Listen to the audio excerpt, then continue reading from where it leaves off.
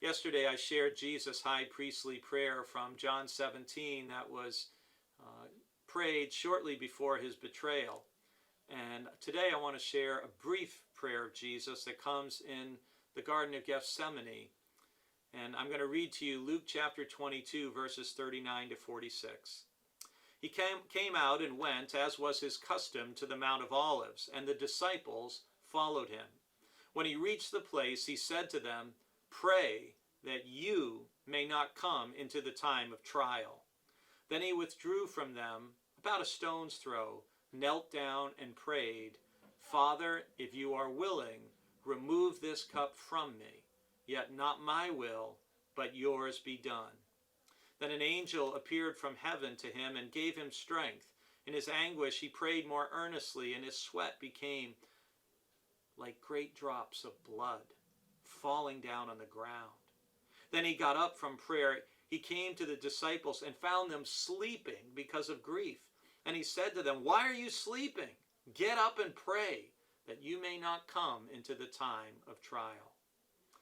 There's a couple crucial things here, I believe, in this brief prayer. And the first is how challenging it is to pray, "Not my will, but your will be done."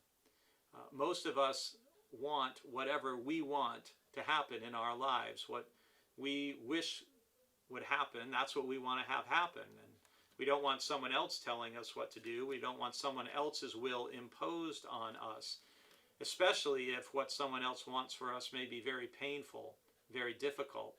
And obviously what God was asking Jesus to do was the most painful thing of all, to die on the cross and to take on himself the sins of the world.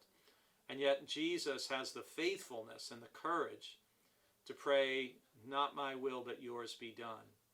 And so on one level, I hope in your own life, if you're facing a difficult challenge, that you can learn from the prayer of Jesus, that you can have the humility and the courage to be able to pray with Christ, "Not my will, but yours be done." The second thing to note here is the behavior of the disciples.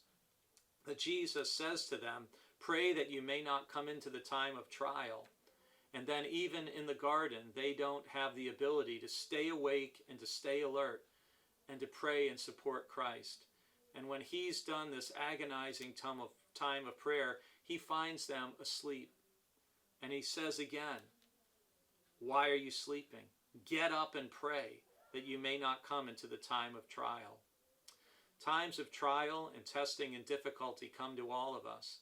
And when they do, it's important for us to find the strength and the perseverance to pray and to ask for God's presence, God's wisdom, and God's intervention, and especially for God to enable us to do God's will.